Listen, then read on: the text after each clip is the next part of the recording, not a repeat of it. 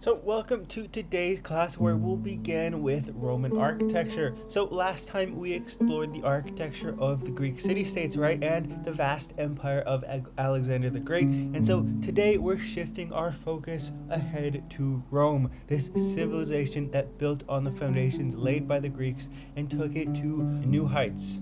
So the Roman kingdom was founded in 753 BC, around the same time that the Greek city-states began to pop up. But over the centuries, it evolved from a kingdom to a republic, mirroring the Greek city-states, the democracy of the Greek city-states, and eventually into an empire that considered itself the head of the world, ruled by autocratic emperors. After 5 centuries, the Romans had become the rulers of the entire Mediterranean, Europe, and much of the Middle East. Roman generals were strategic not just in warfare but in architecture as well. They used their impressive buildings in conquered lands to assert imperial power, taking again a lot of inspiration from the Hellenistic cities we discussed previously, from the Greek cities and the cities of the empire of Alexander the Great. Rome was incredibly diverse, you have to understand, with subjects ranging from cultured city dwellers in the Aegean and the Middle East to more clan-based tribes in Western Europe. But despite this diversity, the Romans managed to unify all of these different peoples by offering significant improvements to their quality of life, right? So they built aqueducts to bring fresh water, they established fair legal systems, they created excellent infrastructure, markets, public baths, theaters, bathhouses, and public forums were common sites in Roman cities. And these amenities all helped compensate for the loss of local autonomy and made Roman rule more palatable to these conquered peoples. And so as we delve into Roman architecture today, we'll see how the Romans used their building prowess to unify their vast empire and really leave an extremely lasting legacy that still influences modern architecture and modern culture in general today. So let's get started with the Romans. So Rome's initial location, situated about 18 miles upstream from the Tiber River's mouth, seemed a very unlikely place for the founding of a great empire. The city was built on 7 hills overlooking marshlands prone to malaria, but Rome's primary advantage was its strategic geographic location, positioned away from coastal invasions, yet close enough for maritime trade. In its early years, Rome was ruled by a monarchy that adopted various elements from the nearby, more advanced Etruscan culture, including legal codes, religious practices, and architectural techniques. So, Etruscan architects would have introduced the Roman builders to the technology of arches and vaults, what would become probably the most defining feature of Roman architecture, arches and vaults, as opposed to the Greek preference for posts and lintels, or should I say columns and lintels. So Roman temples, influenced by Etruscan temples, typically featured fully frontal orientations with a colonnaded porch rather than the Greek style of peripheral columns, or columns that go all the way around. And these columns, called the Tuscan order or the Etruscan variation of the Doric order, were very stout and widely spaced, typically undecorated, and in their early days at least, the Romans adopted this column too. The first major temple in Rome, dedicated to Jupiter Optimus Maximus and located on the Capitoline Hill, was inspired by the Etruscan temple. Then in 509 BC, the Romans decided they'd had enough of kings and established the Roman Republic. So they swapped their monarchy for a new system of government that aimed to be a little bit more representative. And in this republic, the real power was in the hands of the Senate. This wasn't just any group, though. It was made up of patrician landowners who were essentially the elite class with hereditary power. They had a big say in how things were run. But the Senate didn't operate in a vacuum. They had to negotiate with the plebeians, who were the common folk of Rome, right? So the plebeians actually elected their own representatives to serve in the Senate to ensure their voices were being heard in the mostly upper class government. Now let's talk about the Roman Forum. This was the beating heart of political life in Rome, much like the Athenian Agora we discussed in the last lecture. The Forum started as an open space in the valley surrounded by 4 of Rome's 7 hills, and over time it evolved into a more enclosed area, but it was about a third the size of the Athenian Agora initially. But this forum wasn't just a political hub, it was also a social and commercial center. And so as we explore Roman architecture today, we'll see how spaces like the Forum were designed to facilitate both governance and daily life, blending functionality with this grand Roman design. But for now, let's get on with the political story leading to the foundation of the Roman Empire. So Roman expansion began with the absorption of the neighboring Etruscans, Italian tribes, and Greek settlements in Italy, and then victories in conflicts further afield with Carthage, and then the Greeks during the 200s and 100s BC finally established Rome as the prime Mediterranean power. And this newfound power and wealth really strained the republican system, leading to this period of internal strife. And this social war marked a period of unrest, culminating in Julius Caesar's assassination in 44 BC, because Julius Caesar had essentially attempted to take power as a dictator. And Caesar's assassination was obviously driven by fears that his power as a dictator would threaten the republic's autonomy. But obviously his rise to power and his autocratic supporters meant that times were changing, minds were changing, and people wanted now a strong figurehead who brought stability, success, and happiness to an empire, not the long deliberations between councils of rich men who seemed not to care about the people of Rome. So Julius Caesar's example eventually led to the transition from a republic to a constitutional monarchy, and this was finished by Caesar's adopted heir Augustus, who completed the process of dismantling the republic and became the first Roman princeps. As to not arouse outrage, he kept the Senate but called himself first among equals. But over time, the Senate became more and more vestigial, more and more useless. Augustus, meanwhile, created a parallel government of appointed officials who could override the will of the Senate, and he also organized his Praetorian Guard, his bodyguard, for his personal protection.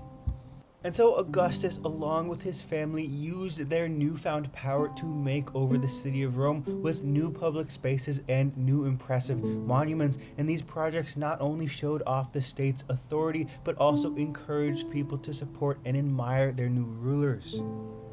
As Augustus himself famously said, "I found Rome a city of bricks, and I left it a city of marble."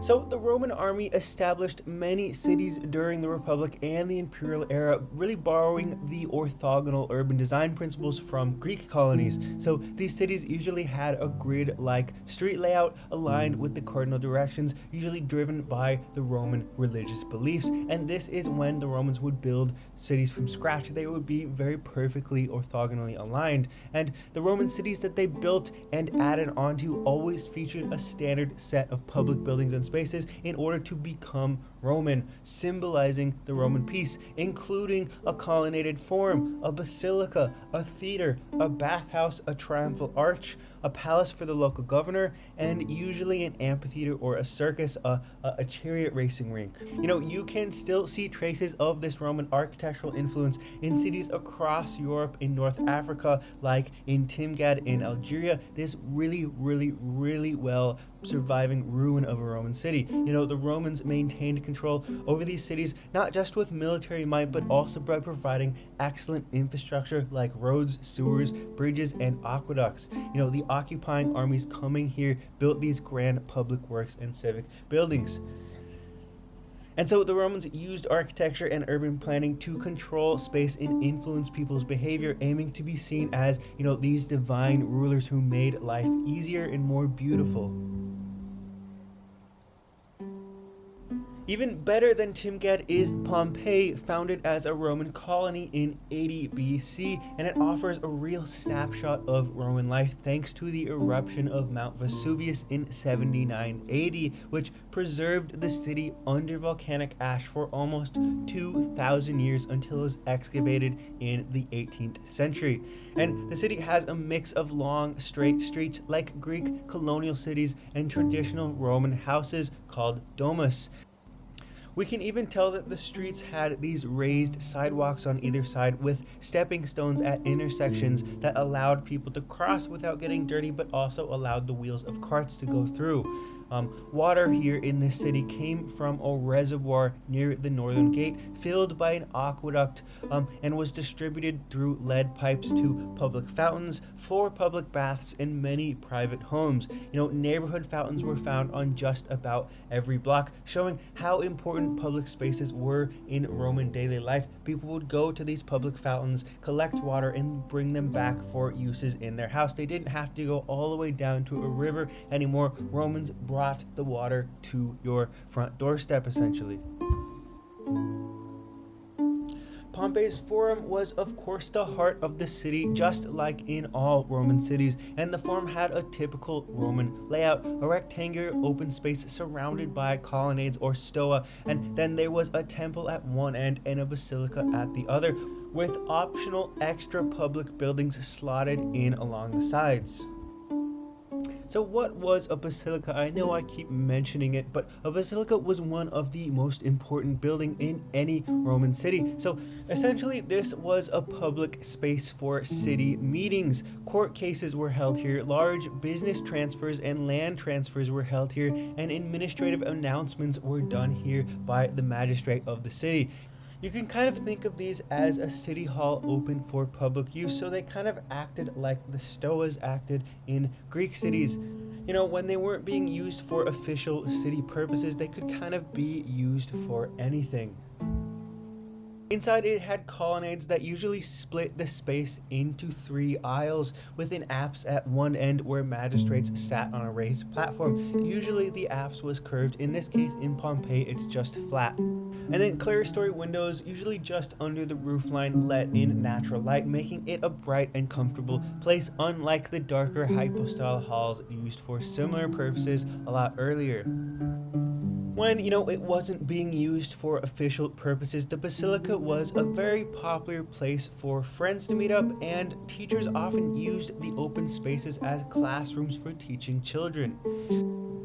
Eventually, the style of basilicas influenced the design of throne rooms for Rome's emperors in later Christian churches, symbolizing, the throne room for Christ, which is why a lot of Christian churches are called basilicas still today.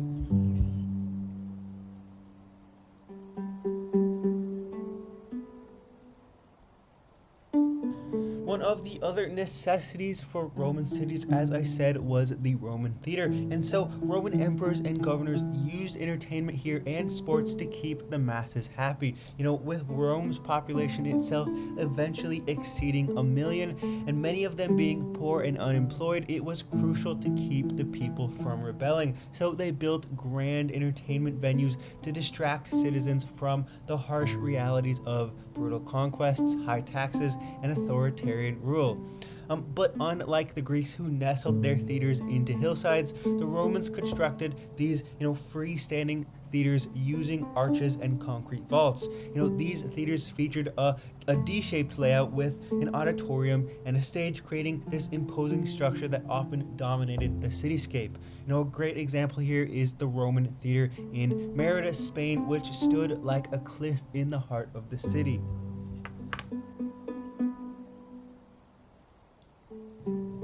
The Romans came up with the idea of the amphitheater by joining 2 theaters together to create an elliptical shape like the famous Colosseum in Rome. And these were in many other cities, not just Rome, but these massive structures built from stone and concrete could hold between 15,000 to 50,000 spectators. And they hosted brutal events like gladiatorial contests and wild animal battles, reflecting Rome's violent military culture. But the Colosseum in Rome is obviously the most most famous of these arenas. So we're going to talk about it today. Its exterior was made from, tons of travertine blocks held together with iron clamps, and the facade had these 3 levels, each with arches and different types of columns: Tuscan on the bottom, Ionic in the middle, and Corinthian at the top. The attic story was then adorned with these pilasters, showcasing classic architecture's really evolution. Looking at the Colosseum today, you'll notice that the original floor is gone, but this means you can now see a complex underground network of chambers across 3 levels. And these chambers once housed animals, gladiators, staff, machinery, and other services. And the arena had 32 elevators to move equipment and participants and animals to the combat arena for these sort of spectacular entrances. Spectators, on the other hand, would have entered through one of 80 numbered arches matching the number on their ticket and walked through ground level corridors before climbing stairs. The seating area had 5 levels with stone seats rising at a 37-degree incline, all supported by a radial system of piers and vaults. And these really would have been organized according to class, with the richest being able to sit closest to the action. The top arcade had wooden stands for women and slaves, the lowest in Roman society, and stone brackets above would have supported shading canvases to keep the audience cool.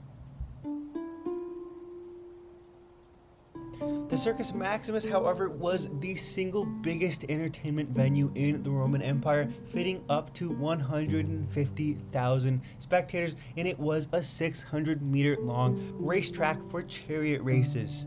The bleachers here were carved directly into the valley between 2 of Rome's hills, creating this long U-shaped seating area. And the central spine in the middle of the track was decorated with spoils from Rome's foreign conquests, including a famous Egyptian obelisk.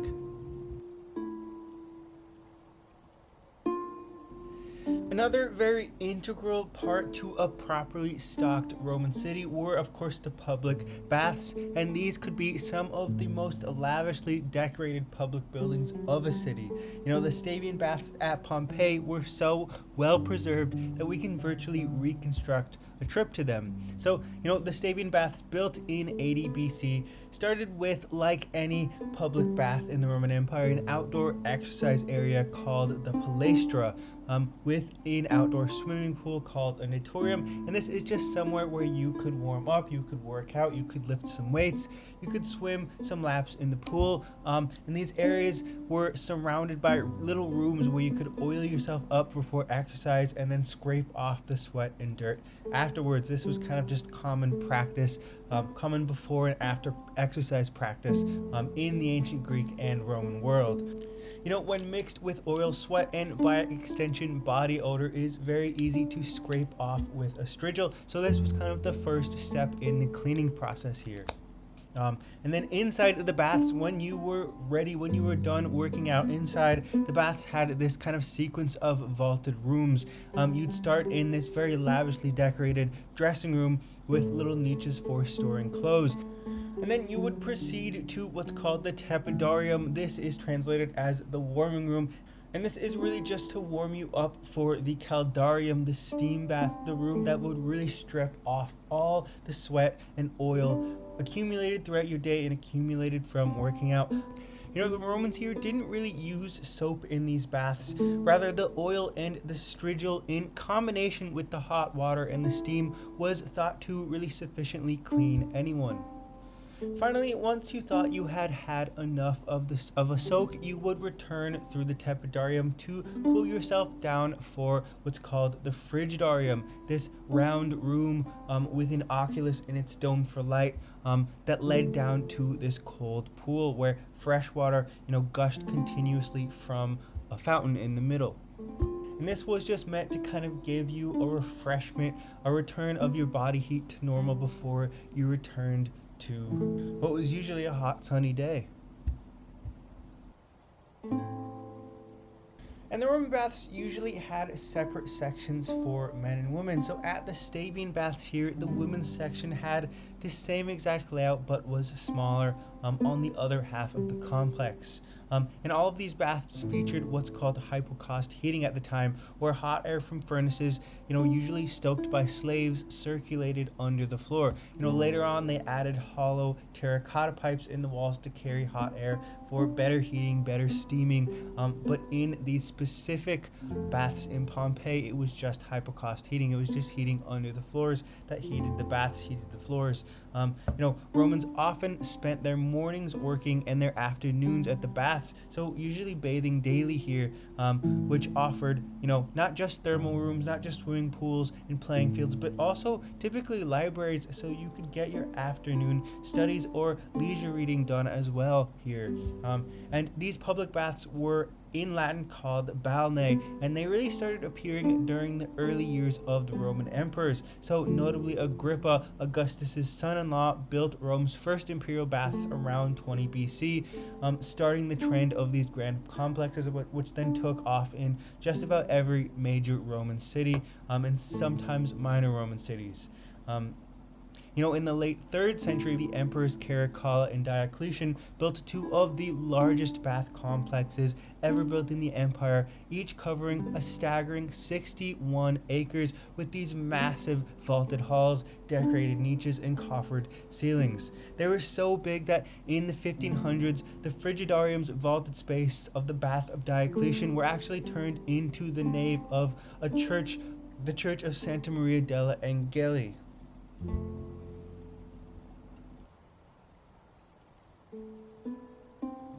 Of course, we can't talk about the Roman city without talking about the most central unit there was, the Roman house.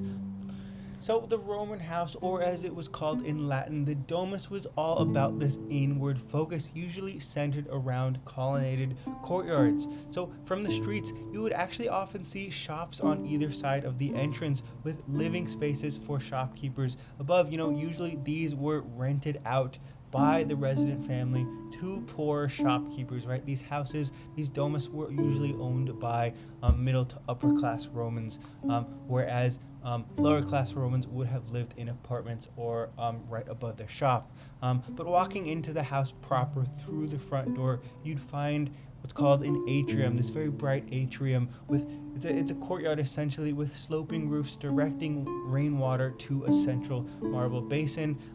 To a free water collection system. The walls of the atrium we've had these niches for shrines to household gods and decorated with busts of the owner and his ancestors. This was essentially the business part of the house, the part that clients of the man of the house would come in and talk money. And straight ahead, of course, was the tablinum, the owner's office. But this finally opened into the kind of domestic part of the house, this second courtyard known as the peristyle garden. While courtyard houses were common in Pompeii, only the wealthy in Rome could afford this kind of grand double courtyard domus style, especially those on the hilltops. But these were a lot more common in Rome to see in the city proper. But this rear courtyard is really kind of often the feminine area of the house, usually surrounded by columns and included essential spaces for the well-being of the house and the family, like the kitchen, the triclinium, the dining room.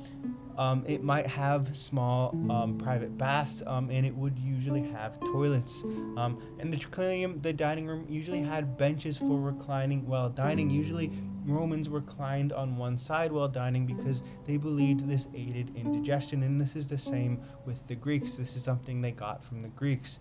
And the Roman matrons often planted herbs in this central garden and kind of creating this kitchen garden around usually a central fountain in this courtyard. But the houses in Pompeii that we find, the domus in Pompeii that we find, are usually very lavishly decorated. Pompeian houses were lavishly decorated, and their entrance vestibules sometimes featured mosaic thresholds with welcoming messages or warnings like "Beware of dog." And then the walls were typically adorned with sort of narrative scenes framed with architectural elements to create this kind of sense of perspective. You might find mythological themes or just images of daily life. In Pompeii as well, the exteriors of houses were often decorated with stucco and vibrant paint, to the extent that on some streets we still see surviving messages promoting political campaigns of local governors. Shop stalls could be found along the edges of public buildings like forums and baths. Usually single-story shop units were kind of stacked to create multi-story buildings for the lower classes with, as I said, shops on the first floor and living spaces above.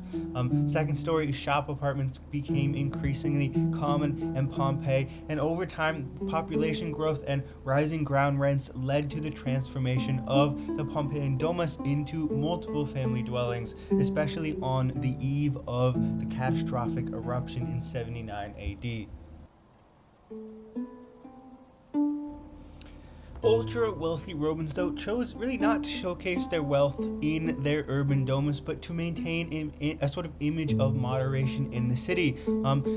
Instead, they invested in luxurious countryside villas far from the city's prying eyes. And, these villas, which emerged really in the 2nd century BC, combined elements of the domus design on a much larger scale, though adding more rooms, courtyards, more gardens, more orchards, more scenic views in general. So the Villa of Mysteries here was less than 1 kilometer away from the city walls of Pompeii, and it was also covered in ash, so also very well preserved. And it essentially repeated the room types of the domus, but on a much larger scale with more openness to the landscape, kind of actually inverting the sequential order of the domus. One entered through the peristyle garden instead and followed an axis that terminated with the atrium court and the tablinum, the office. And so this was really so the patron's office could overlook this rounded terrace with a very privileged, a very beautiful view to the sea.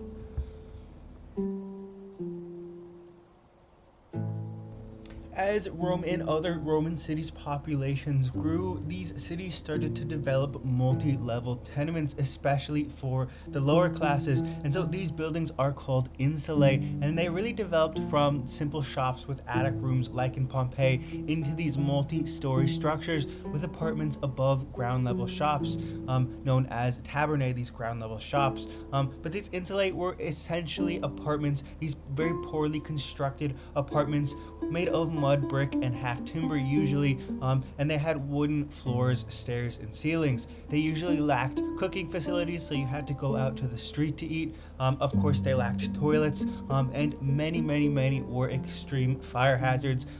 They were often burned down. They were often very overcrowded.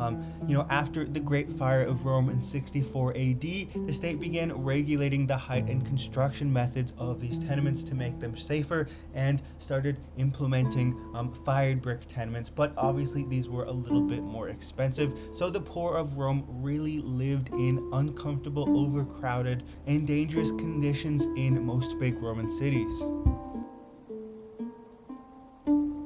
Roman colonial cities adhered to very strict planning like the Greek colonies, but Rome itself really developed very haphazardly without really a master plan. And so from the 2nd century BC onwards, influential Roman patrons and emperors initiated these urban renewal projects using the spoils from their military conquests to fund them. These projects kind of served to claw out open space again in the city. They introduced colonnaded forums, temples, spaces for markets, and monuments celebrating military victories in sort of a patchwork fashion, gradually bringing order to the chaotic city of Rome. Speaking of these monuments, triumphal arches such as the Arch of Septimius Severus you see here in the Roman Forum played a very pivotal role in this clawing out urban transformation process. Victorious generals of the Roman Empire were rewarded with triumphal processions, who in return were expected to lavish the booty of their campaigns on public works. And so these triumphal arches kind of served as a masonry billboard of imperial propaganda and sort of bragging rights for victorious generals and emperors. So these arches essentially acted as these monumental propaganda displays showcasing the achievements of the emperor or general, usually the stories of a military conquest carved in low relief. Typically, a triumphal arch consisted of this central large arch flanked by two smaller ones, and then engaged columns supported what's called the Attic panel above, which always featured inscriptions detailing the emperor or a general's name and deeds.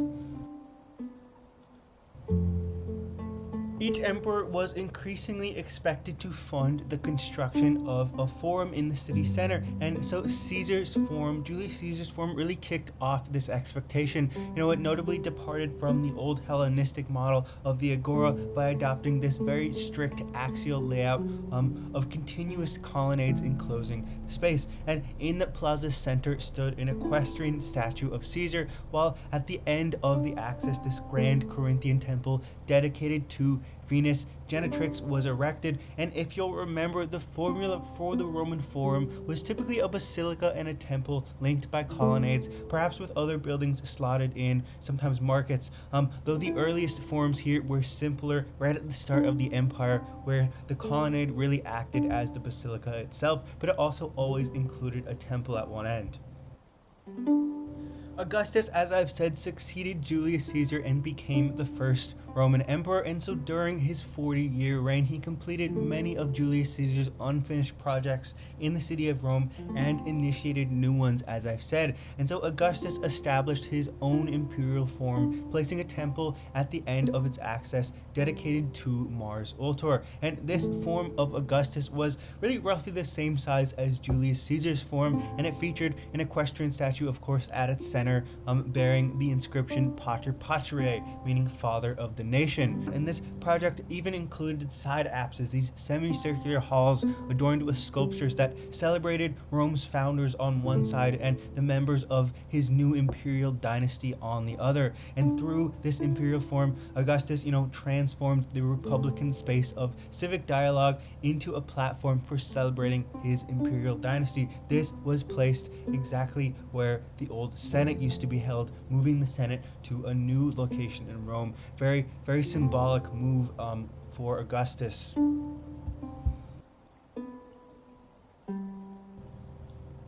Emperor Trajan commissioned the grandest and largest forum complex in Rome by far. He was the emperor of the empire at its greatest extent, so he really had a lot of funds at his disposal. But Trajan's forum covered an area almost 3 times the size of Julius Caesar's forum, and the forum complex boasted a basilica, a massive multi-storied market, 2 entire libraries, 4 apses, a column depicting Trajan's military conquests, an equestrian statue, and a temple. Trajan's Basilica Oppia was the largest meeting hall ever built in the empire. It would have even kind of appeared transparent, raised as it was on evenly spaced Corinthian columns without load-bearing walls, so you could see all the way through the first story. It was made of very luxurious materials, including green, gold, and gray marble and granite, which were used throughout the entire structure. Apses at the short ends of the basilica were set behind screens of these very expensive marble columns, and 2 vaulted libraries, one for Latin works and the other for Greek, stood behind the basilica at the apex of the forum. But the most impressive part of the project to many was the Column of Trajan, which still stands today, adorned with spiraling friezes that depict his victory in Dacia, modern-day Romania, literally a spiral scroll carved in stone going all the way around the shaft of the column.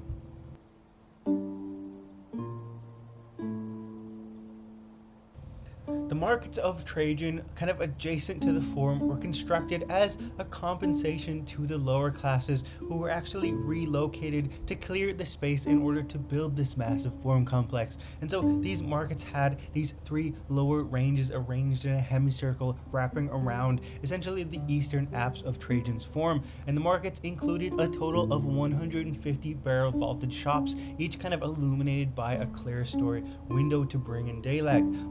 Ground level shops had direct access to the street and the entrance to the forum, while these second level shops lined a second vaulted corridor offering views into the forum as well through the arches on the facade.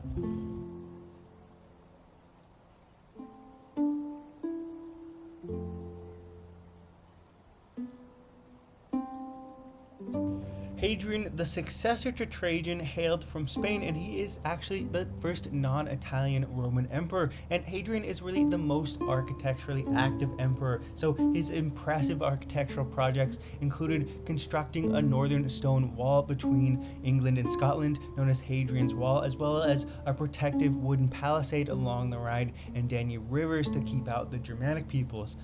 Even a Jewish independence movement flared up in his reign and was violently crushed in 135 AD, and so Hadrian razed old Jerusalem to the ground and rebuilt it with Roman colonnaded buildings, as if architecture could resolve its ethnic conflicts. But Hadrian essentially, instead of staying in Rome, was traveling around his empire constantly throughout his reign, and having traveled the most of any emperor, he was influenced by all the architecture the empire had to offer. Hadrian's most significant architectural contribution was, of course, the Pantheon, this domed temple completed between 125 and 128 AD. It's one of Rome's most unique and innovative structures. But the Pantheon wasn't just a temple, it also served as a place where Hadrian conducted court affairs, blending the roles of temple and a throne room. And so Hadrian used the Pantheon to kind of explore curved architectural spaces and concrete technology. The Romans had revolutionized construction in the 100 BCs with concrete, enhancing it with volcanic powder for added strength. This allowed them to create very, very durable stone-like walls with flexible shapes using wooden scaffolding. You know how concrete works. And by the 1st century AD, concrete was the go-to material for many monumental buildings, but the recipe for Roman concrete has been lost today, but it is very, very valuable, so much so that Roman concrete can actually harden underwater. It can hold much more weight and lasts much, much, much longer than the modern version of concrete, the inferior version of concrete we have today. We are still, of course, trying to reverse engineer how the Romans made such a durable form of concrete. But anyway, the Pantheon's exterior, as you see, really looks like a typical temple front with colonnades featuring a dedication to Agrippa, the patron of the original Pantheon.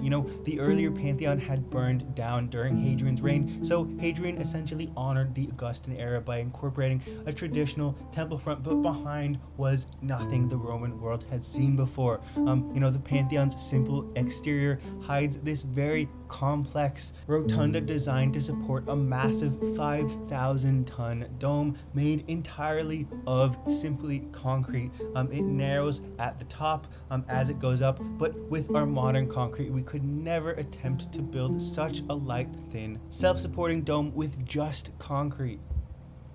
And obviously it's still standing today. What really helps is this 9-meter wide oculus at the dome's top, which serves as both a light source and a crucial structural element, functioning in the place of a keystone in an arch, just like those Mongolian yurts we talked about in our prehistoric lecture. This is essentially a compression ring.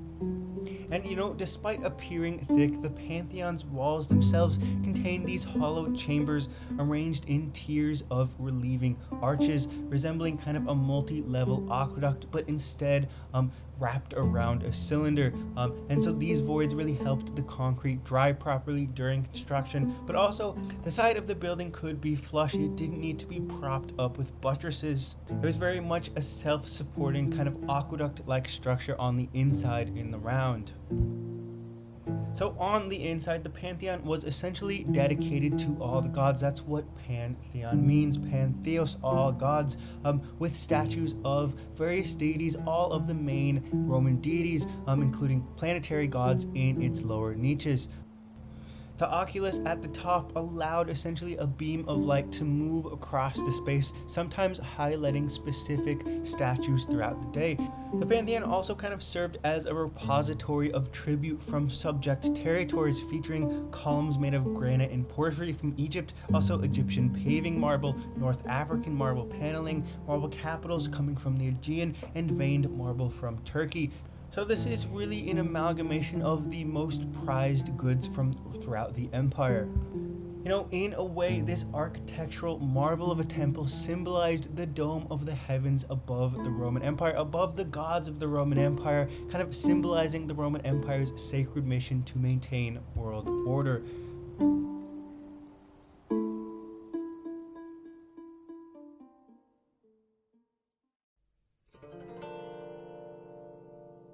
For the last bit of class, we'll be focusing on ancient China and how their architecture really differed in many respects from that of the West, which contributes to its poor survival today. But in ancient China, the idea of a building was often more important than the actual built structure, except for, of course, the infrastructure projects like city walls and bridges and Great Walls. You know, the Great Wall of China was one of the few most durable structures on Earth, symbolizing Chinese identity through its many parts rebuilt by later dynasties. But you know, most ancient Chinese builders used materials like mud and wood, often rebuilt every generation, resulting in structures with relatively short lifespans. You know, unlike ancient Rome, which saw, you know, competing patrons striving for innovations and permanence, China's constant rebuilding of structures led to a more kind of conservative architectural culture. During the Han Dynasty, which is, you know, kind of roughly contemporary with the Roman Empire, this kind of modular design system was used in the organization of cities and individual family units, family houses, making it easier to reproduce buildings. So we're going to talk about that today.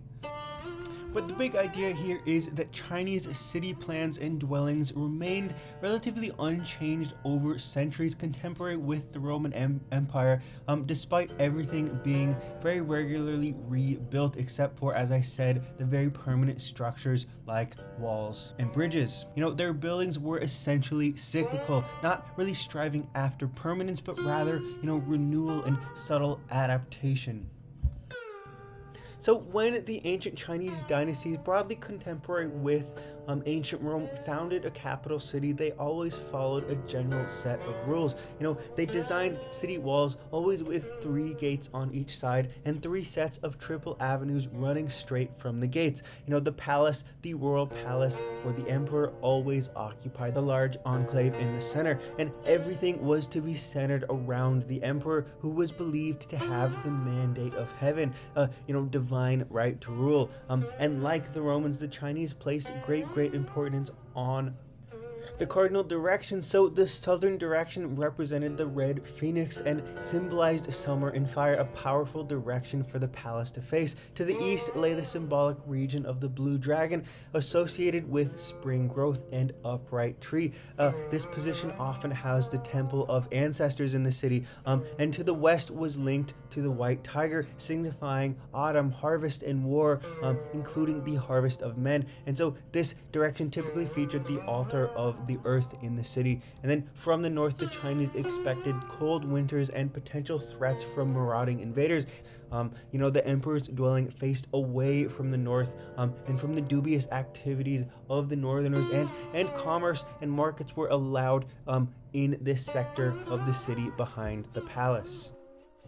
Most of the building roofs in the city would have been held up not by walls as in the West, but by wooden columns and columns only, allowing the walls below the roof to be, non-load bearing, and thus could really take any form and configuration. Walls could be very thin when needed, very expensive, replaced easily, and rearranged on the interior.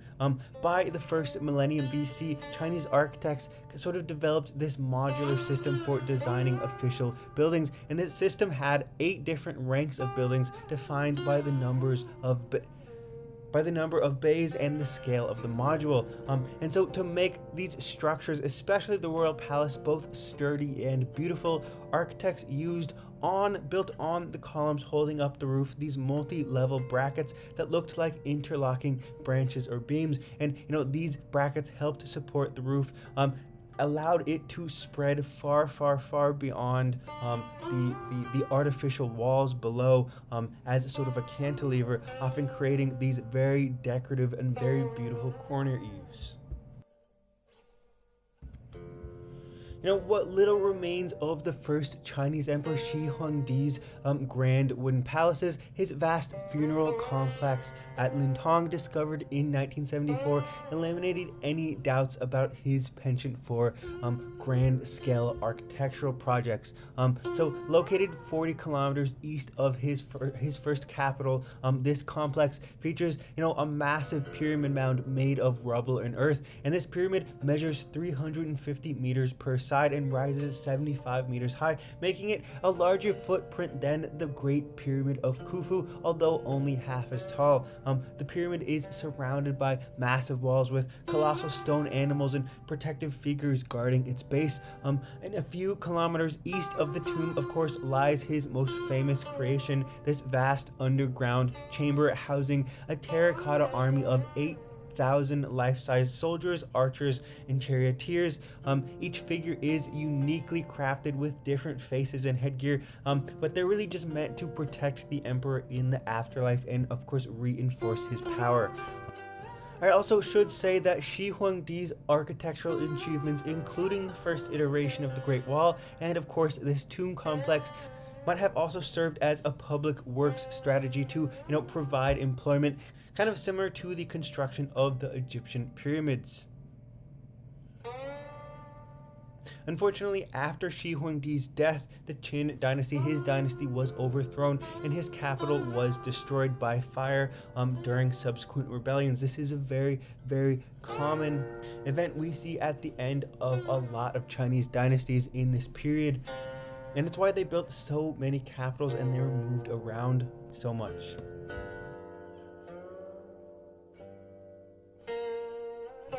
Most family houses you could find around these capital cities in ancient China in this period were essentially miniature versions of the city. Homes were usually centered around these inner courtyards surrounded by walls, and these courtyards were the heart of the home with, different pavilions, different houses arranged based on who lived there. So the central halls were usually for the elders or more important family members, just like the emperor lived in the center of the city in his palace. And these are called Sihyuan houses, and they're really the houses of the middle to upper class, kind of the equivalent to the Roman domus in these ancient Chinese cities. So in these Sihyuan houses, the northernmost building was typically the quote-unquote palace for the eldest family members, serving as their living room in the front and their bedroom in the back. And then the house on the east side was for the eldest son and his wife. You could tell because it was slightly taller to show his status as the main inheritor of the family's assets, right? The other sons would have lived on the west side, while any unmarried daughters stayed in the back to kind of keep them away from public view. But the layout and etiquette of the Sihyuan were, similar to royal palaces, differing mainly in scale. A Han Dynasty text actually details protocol for visiting a courtyard house, emphasizing the importance of humbling oneself to honor others. To get into a Sihyuan, you'd go through the front gate that had its own roof and a wall behind it to, block direct views inside. This was for privacy, but also to follow feng shui principles, making sure you had good energy, and good energy stayed in and bad energy stayed out of the house, having to kind of go through this meandering route to get into the first courtyard. Even though Chinese builders could and did do masonry construction, they mostly chose, especially in these Sihyuan buildings, to build with earth and wood. The ancient ones that still survive today were the very, very wealthy houses built with stone, but typically you would see earth and wood. Typically they're made out of either rammed earth, mud, brick, or timber, or kind of a combination of the three, and they decayed quickly. But this choice was cultural rather than out of necessity. As I said, the cycle of building and rebuilding the same type of structure kind of reflected the Taoist belief in a cyclical universe and a generational life cycle. This was very important to the Chinese worldview and Chinese religions at the time. Chinese architecture kind of embraced the idea of eternal return, prioritizing the repetition of traditional designs over adapting to, changing times. So the Siyuan is more than just a type of house. It's a window into ancient Chinese culture, beliefs, and social structure. It shows us how deeply the principles of feng shui and the Taoist belief in cycles influence their way of life.